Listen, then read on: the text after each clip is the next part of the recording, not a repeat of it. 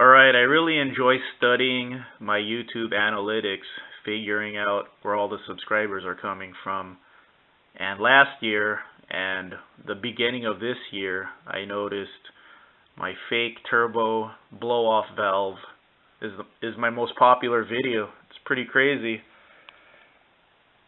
Out of 59,000 views, 6,000 of my views this month has come from my fake turbo video. Okay, here's some more analytics right here. Plus 109 subscribers.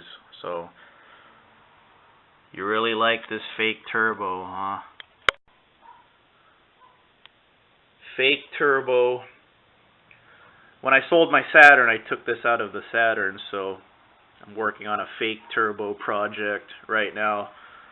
Hooked it up to some clamps and a jump box. How loud is a fake turbo?